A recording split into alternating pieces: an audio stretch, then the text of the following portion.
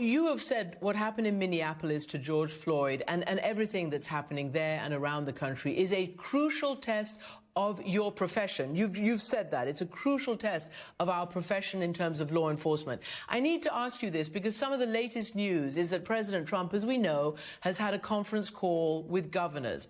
And some of that audio has come out and we're using it. And in it, he says to governors, he says, you're weak. He says, many of you should be, not showing this weakness. We're laughing stocks. You need to dominate. You need to dominate.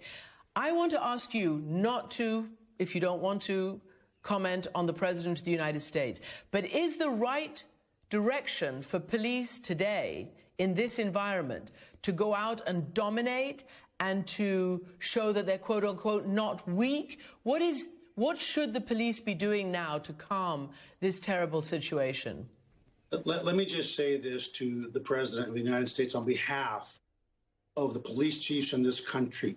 Please, if you don't have something constructive to say, keep your mouth shut, because you're putting men and women in their early 20s at risk.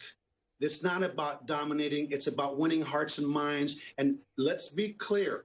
We do not want people to confuse kindness with weakness, but we don't want ignorance to ruin what we've got here in Houston. And speaking for my colleagues across the country, where their officers are being injured, community members are being injured, if you don't have something to say, like Forrest Gump, then don't say it, because that's the basic tenets of leadership, and we need leadership now more than ever. And it hurts me to no end, because whether we vote for someone, we don't vote for someone, it's still our president, but it's time to be presidential and not try to be like you're on The Apprentice. This is not Hollywood. This is real life, and real lives are at risk. And I ask the American people to please join with the police, stand together. Let's shift this to where it needs to be, to the voting booth. Pay attention to the hearts and of the people that we elect. And the reason this stuff happens is because too many people right now in this country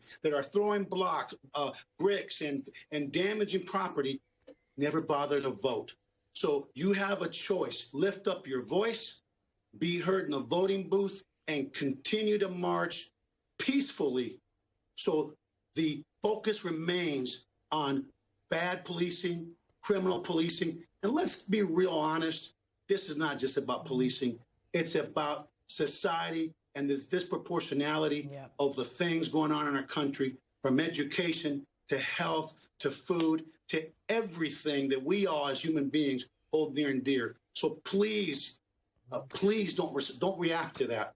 If we just hug one another, the only thing that will happen to overcome hate is love and engagement. Let's engage and let's do what we can control, which is our own actions, our own hearts, and exercise without fail our right to vote.